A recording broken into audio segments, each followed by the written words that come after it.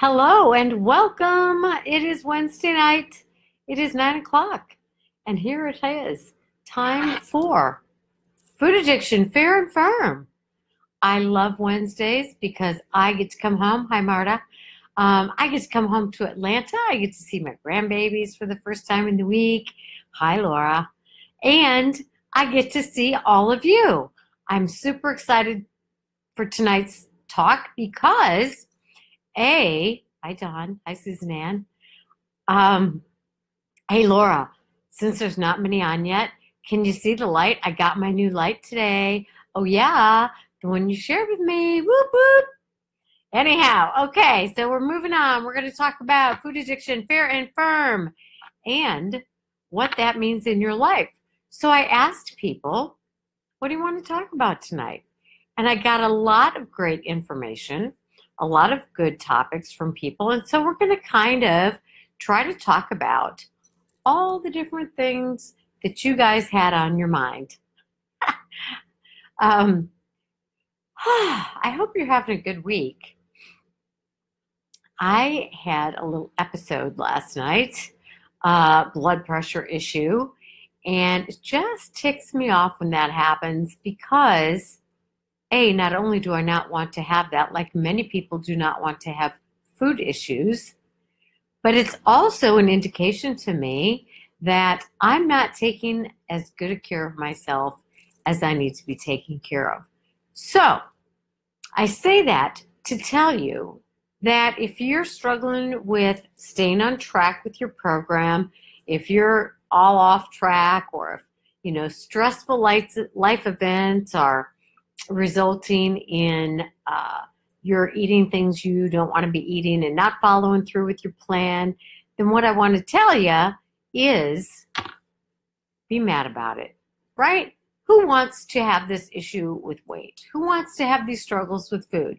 Probably not anybody, right? So just like I'm upset about blood pressure being an issue in my life, I'm sure that y'all are upset about having to deal with the constant nightmare, the constant struggle, the constant, battle that is yours when it comes to weight, food addiction, staying on track, having to be mindful all the dang time. Yeah, Dawn says, I'm mad about it. And I don't blame you. Of course, anything that, is so frustrating and takes up so much of our time and has affected so many areas of our lives. It's okay to be mad about it. Please don't be mad at you, though, right? Please don't be mad at you. You didn't ask for the disease of obesity. You didn't ask to be a food addict if you're a food addict. Be mad about having the disease and then get to the point where you can accept it, because that's where you can be effective. Doesn't mean you're not going to be mad about it from time to time, right? Hi, Kelly. Hi, Susan Ann. Hi, Gloria. I'm real ticked off that I have this blood pressure issue, because for the most part I eat healthy. For the most part I exercise on a very regular basis. It's a genetic thing for me.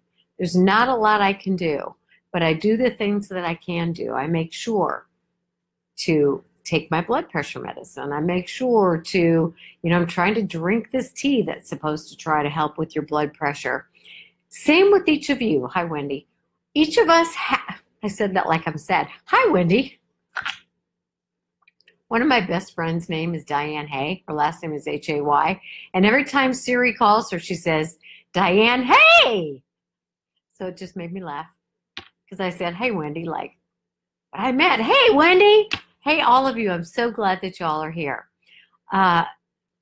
This is a thing in your life. So some of the things that people wanted to talk about were about getting on track and staying on track.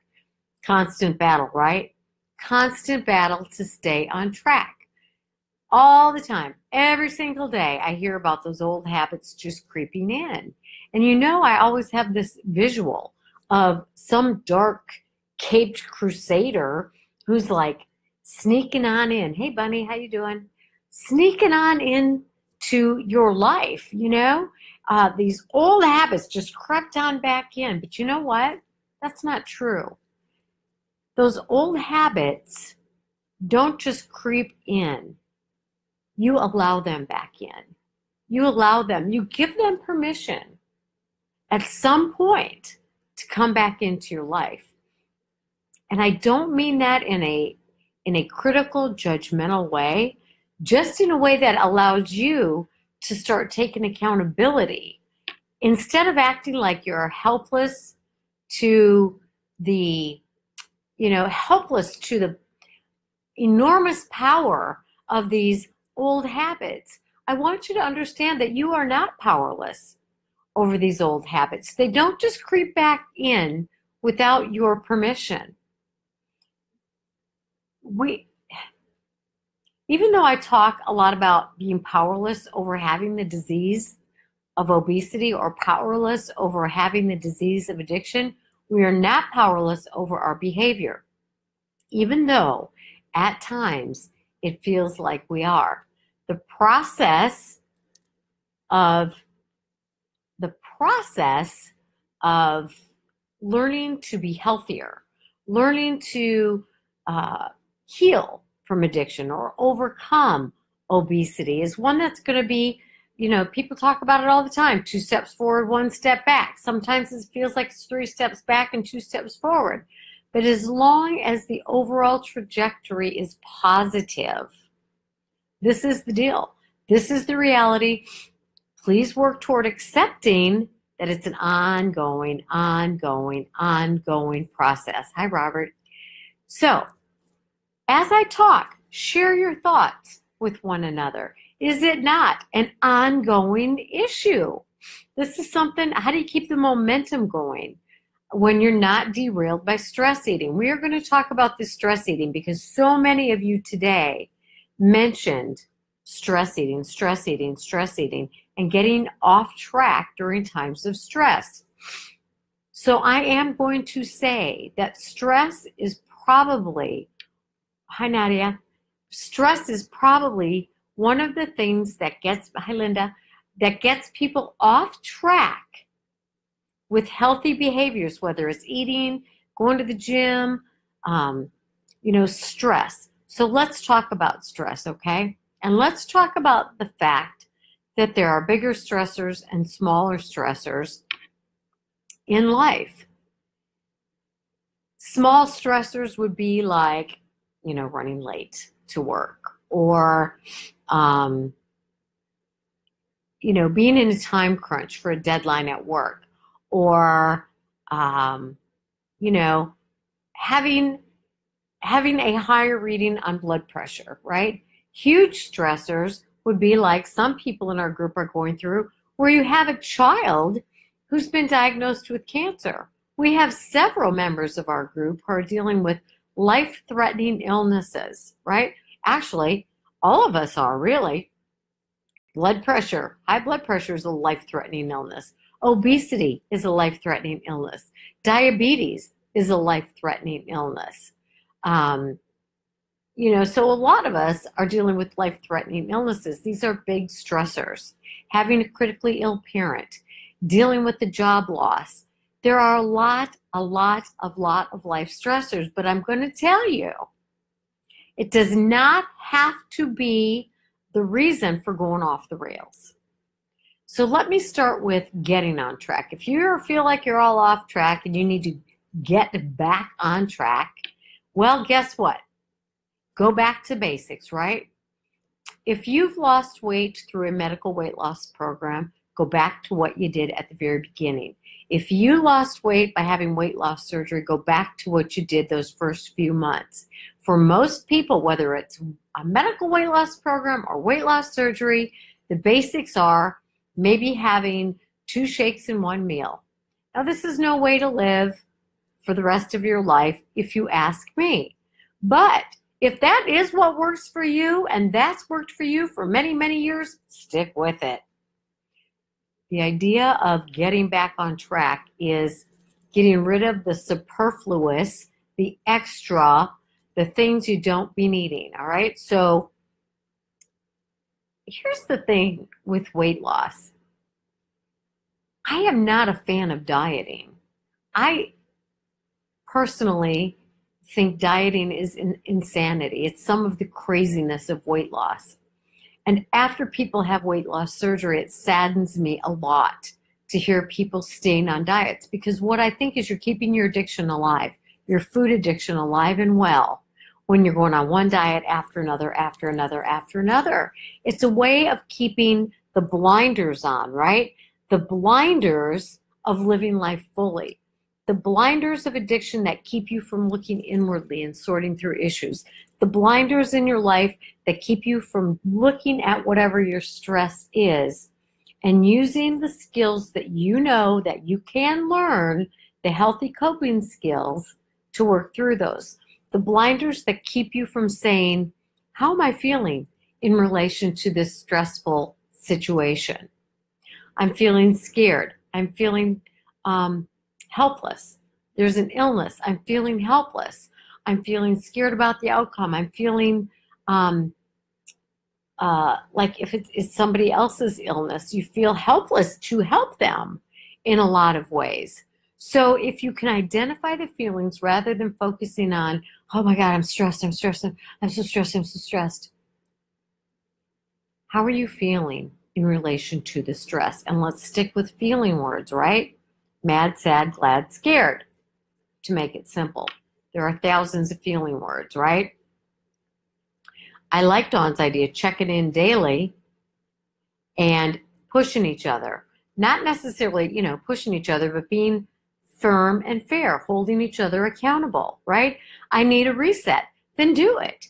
Whatever your reset is, do it. If it's 2 shakes in a meal, if it's, 3 shakes, if it's nothing but protein, reset yourself, all right? Now, to stay on track, regardless of the level of stress, you got to have a plan. You've got to have a regain prevention plan. I don't care what you call it. Come up with whatever kind of name you want for it. Like with little kids, we have a potty training plan, or with a puppy, we have a potty training plan. Whatever you want to call your plan, call it a plan. Let's use the potty training thing for just a minute, okay? So with kids or a puppy, right? Every time you feed them, you put them on the potty. Every 20 minutes, you take them out to the potty. If you're potty training a dog, you put the little door or the little bell on the door and you ring the door, you go outside, you have them try to potty, right? You have routines. We establish habits by having routines.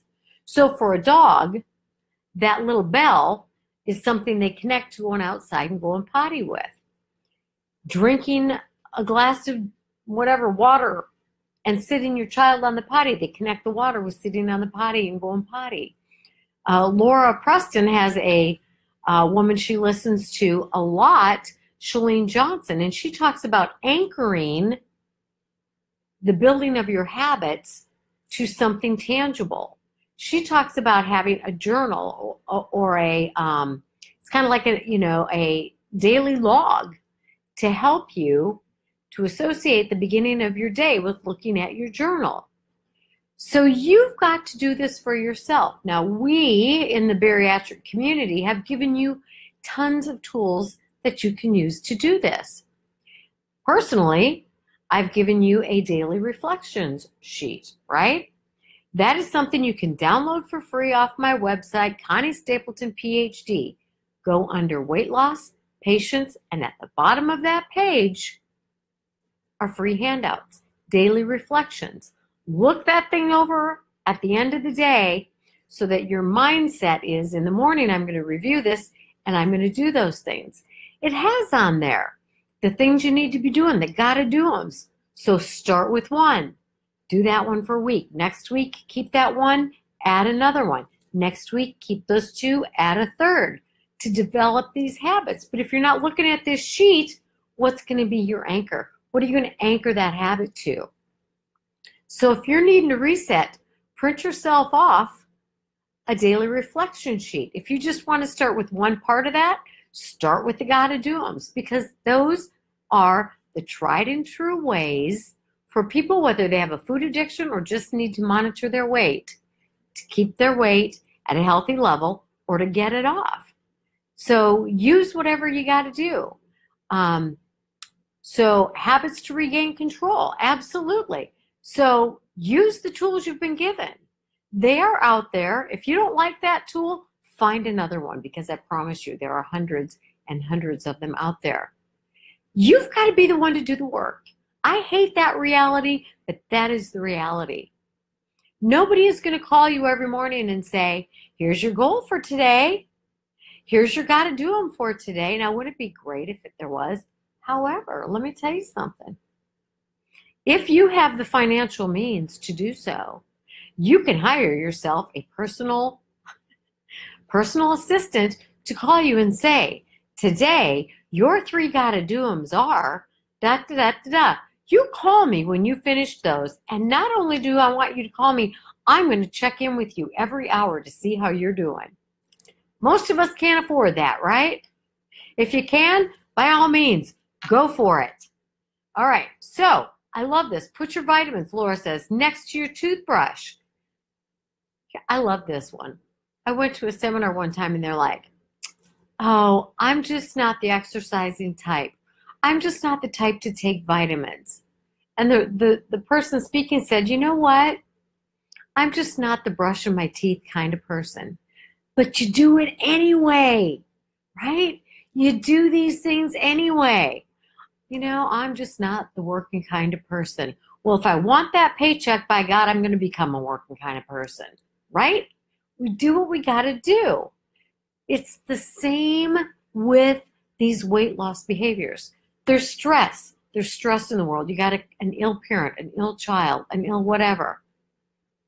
Most people still go to work. Most people still go to work. Most people still get up and go to the bathroom instead of sitting in the chair and peeing their pants, right? Stress is difficult. Stress is tied to your eating habits for a lot of you. That means you need to tattoo on your hand or put in your phone. These are the coping skills I'm going to use to deal with my stress, and have 10 of them listed right in front of you so that when you're feeling particularly stressed, you look at that list. Yesterday, my blood pressure reading was high. That sets panic into me. I still had 2 sessions that I needed to do for work. It would be really irresponsible of me to tell the people, I'm sorry, I can't see you today because I'm enduring stress. Now, of course, given the level of the stress or whatever. However, I don't want stress to, now if I'm having a stroke, of course I'm going to tell these people, I'm sorry, I can't see you. But if my blood pressure is high, not to the stroke level, but to a point where it just causes me anxiety, I'm going to look at the tools I have. One is call somebody and talk to them. I called my husband. I said, you know what, this is bothering me. You know, when I get home, can we just lay down and relax? I need to talk. Maybe I just need to cry. Whatever. Called my husband. The next thing I did was I used throughout those sessions breathing skills. I was focusing not 100% on me, because that would be not good when I'm with a patient, but I was very aware of breathing slowly, talking slowly. In fact, I even said to one person, you know what? I'm not my usual hyper self because I'm trying to keep myself a little bit calmer today. So I used the skills. It's not an excuse to run out and eat. You know, stress is life. Life is stress. You know, if you want to opt out of stress, if you have a lot of money, maybe you can. I personally can't opt out of stress that comes with my job because I have to work. I have to work to pay bills, to do what the things I want to do with my paycheck. So that's not an option for me. So why is stress an option to eat unhealthy? It is not.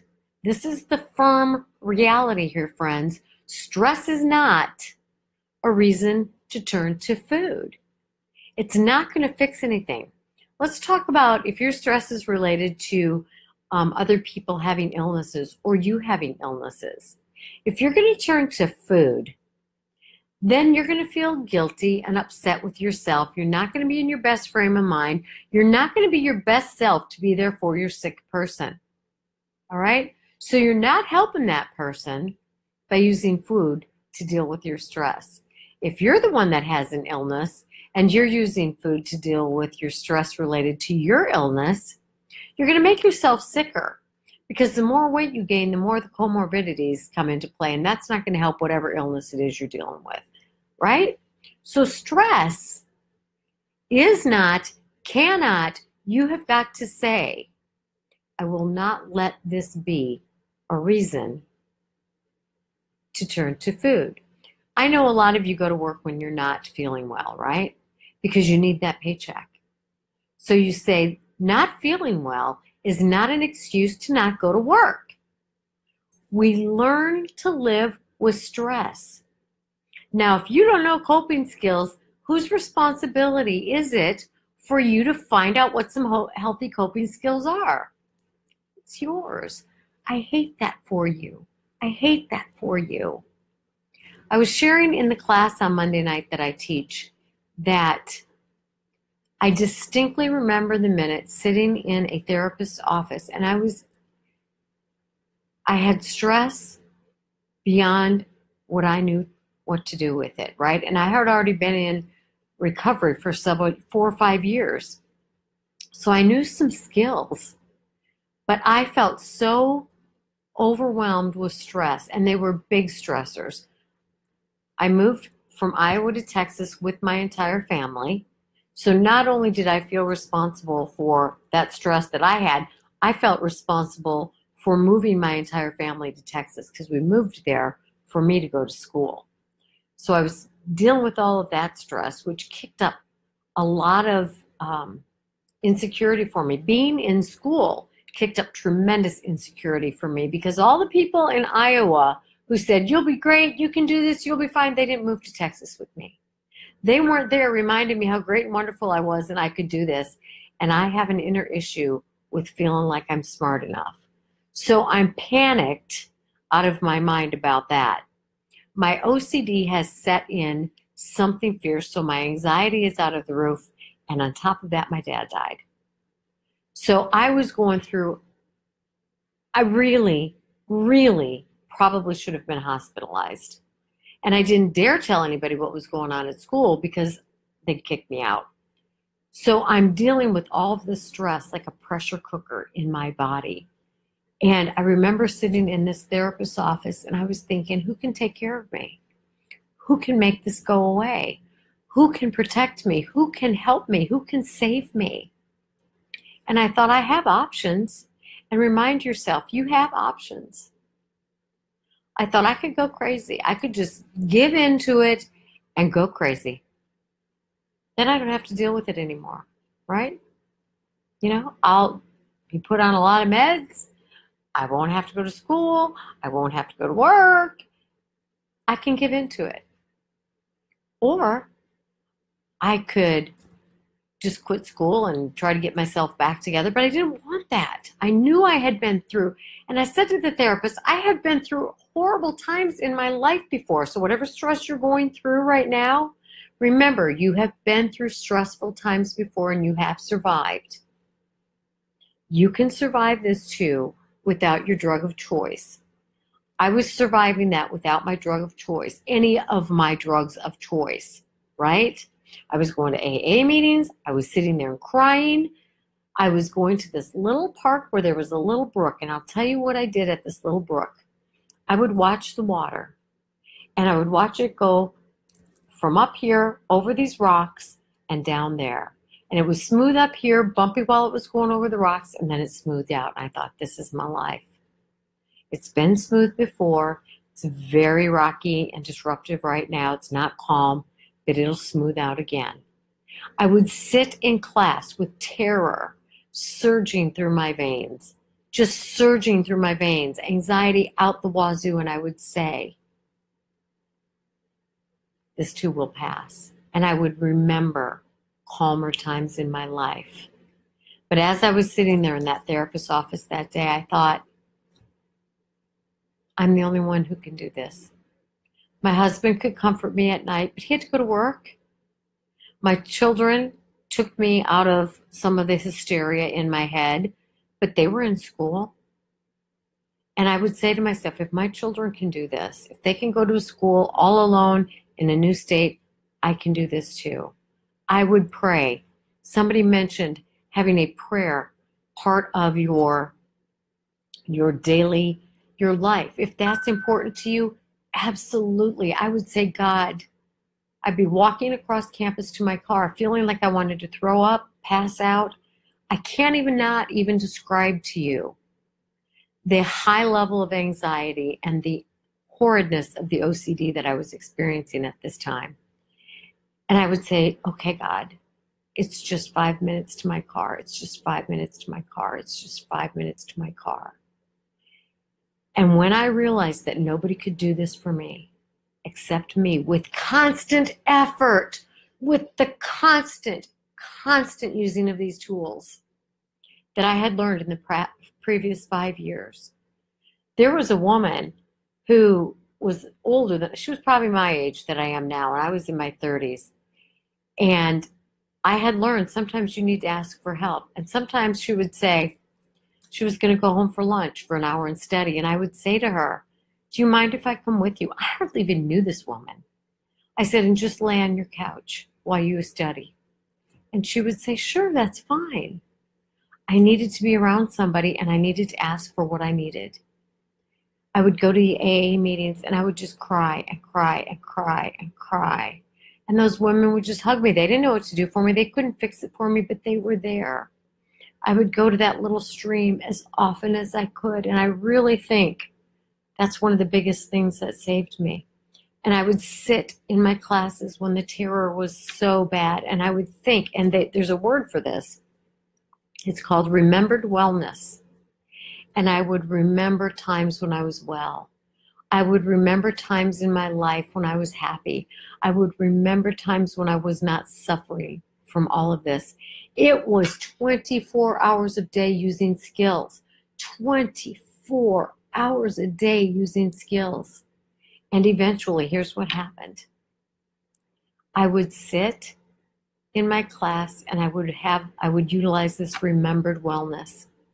And literally, I felt like my body was coming off of Novocaine because I was so frozen and so numb emotionally, so shut down from my feelings because I couldn't deal with them. All I could do was put one foot in front of the other. And I knew it would pass, but I knew I had to get through. And I knew nobody else could do it for me.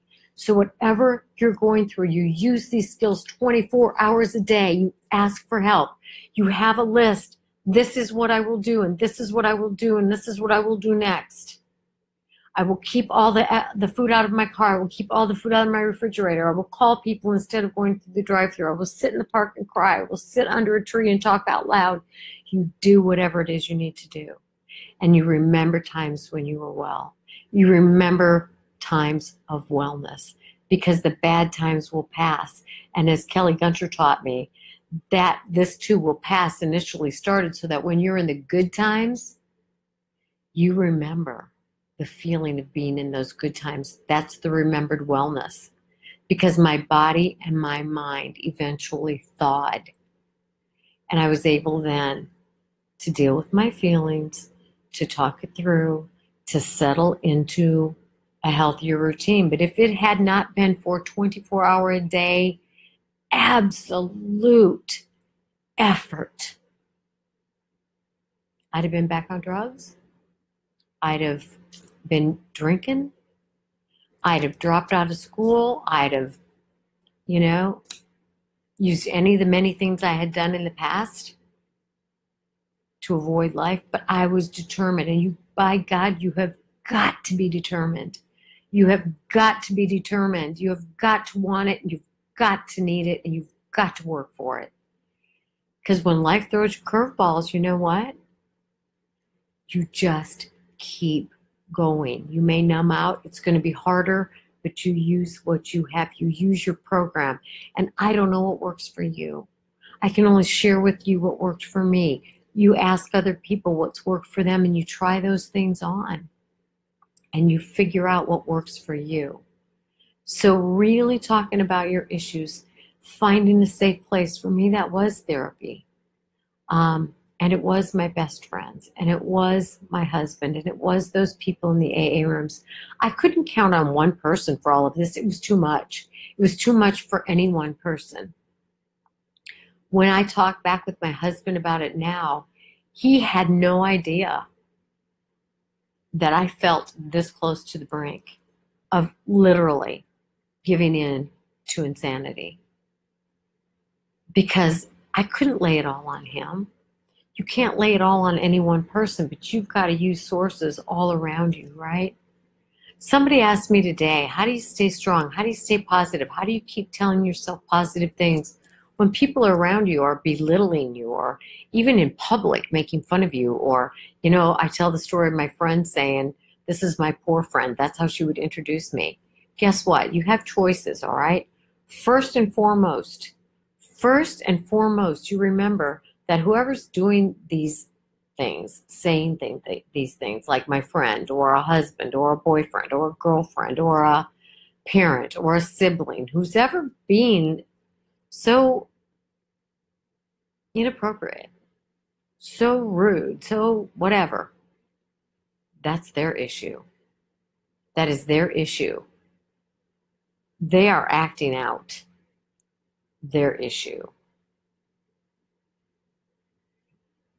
You have the choice to internalize what they're saying to you about you, or you can say to yourself, think what you want. That's not true for me. So in other words, you're going to have to be the one who sorts it out. You don't have to confront them, have a scene, make a big to-do. You can call a friend and say, you know what, this is what just happened, and I am struggling not to say those same things to myself and to bring myself even further down. Can you please help me? Or you can have it written out on your thing, your plan.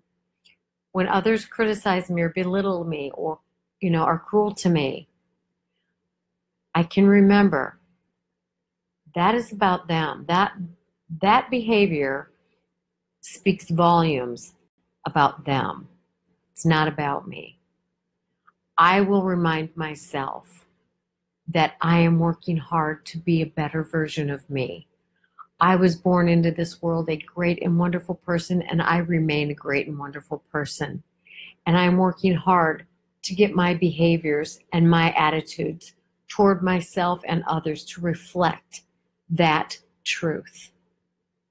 So you got a choice to take it on or to deflect it. So again, all the responsibility always lies on us. Is that nice? Is that fun? Is that fair? It just is, right? It's on us, all of it. So I can take it on, or I can. Now, automatically, you're probably going to take it on, but when you have a minute to think and process with somebody else, you can go, you know what? I'm not doing that to myself. Not taking that on. You also have a choice to stay in there and listen to it, or to leave that situation. I remember my therapist one time telling me, don't ever, ever, ever sit through something like that again, when a coworker of mine, hi Debbie, welcome. Anybody who came in late, welcome, welcome, welcome. Please go back. This will be archived on Facebook, on YouTube. We want you to hear all the great stuff. This coworker was just reaming me and reaming me and reaming me. Well, in my life, I was somewhat used to reaming of people. I had an abusive boyfriend at a prior time in my life.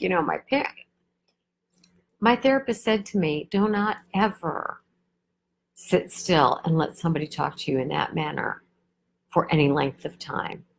And literally, my question to her was, she was telling me, get up and leave. And I said to her, you mean I can do that? Had no idea, right? So now I will say to people, I shared this conversation about a talk I had with my sister, who started laying into me And I was like, listen, I'm happy to talk through this with you, but I will not sit here and let you talk to me in that way. So if you want to continue this discussion, we're going to do so in a kinder tone. And so we were able to work through it. But no way, Jose, I'm not doing that anymore. I'm not doing that to me, and I'm not allowing other people to do it to me either. And I encourage other people in my life not to let me do that to them either. So, in fact, I told my grandkids, I'm like, you know what? If my voice gets loud, and because I asked Tucky the other day, I said to him, I lost my cool. I said, Tucker, do you know what it means if somebody says they lost their cool? And he said, no. And I said, it means I got loud and I got angry and I shouted. And that's not okay. He said, Mommy lost her cool, but Daddy didn't. I thought that was so cute. And I said to him, how do you feel when Gigi or Mommy or somebody yells? He said, I get scared. I said, you know what, Tucker? If I ever do that, it's okay for you to say, Gigi, when you yell, it scares me. So giving them permission, right? Give yourself permission as an adult to say, I'm not putting up with that. So people, get working on your plan. Get working on a plan. If you want an example of a plan, go on those handouts. I'm pretty sure there's an example of a plan. Guess what? The daily reflections is a plan. Make your own plan of the tools and tips that you have learned that work for you. That's going to be your homework, all right? Make yourself a plan. Don't deal with confrontation at all, Angie says. You know what? A lot of people don't. But guess what? If you don't stand up for yourself, who's going to? And it doesn't have to be confrontation. Saying to someone, I'm uncomfortable, so I'm going to go outside. It's not confrontational. You don't have to confront to stand up for yourself. Just saying, I'm uncomfortable with this. That's not a confrontation. It's sharing your feelings. And that's something that you have to grow into. But nobody's going to do it for you. Nobody's going to do it for you. And that's part of the thing of learning to be a healthy adult, is saying, maybe nobody did it for you before, but you are not helpless as an adult. It is your responsibility to take care of yourself. So guess what? If you don't know how to do that, or if you're uncomfortable with it, you need to get practice. You need to ask for help. Go to a therapist. Say, I need help learning how to stand up for myself. We got to do what we got to do. We got to get the help that we need. It's tough, right? It is tough. There's nothing easy about this. You know, I had a conversation with a friend today, and we were talking about how, like, and she made this good point, that with alcohol and drugs, you get DUIs or you get fired from your job or whatever. So you're kind of sort of forced into getting some help that you may not have gotten on your own. You know what? With weight, it's not that easy. You know, you're going to die if you don't get some help, but there's usually not you're not forced externally usually to get some help. And the benefit of being forced externally is oftentimes it turns into, wow, I want to do this for me. Be your own force. When I went into treatment, that was the very first assignment that we all had, was we had to state our force. What forced us to get there? What's forcing you to want to get help for yourself? Right? And I hate the reality of this, but this is reality. Regardless of how much stress in your life, regardless of how cooperative or uncooperative the people are in your life, this is your responsibility, every step of it. So if it's to be, it's up to me.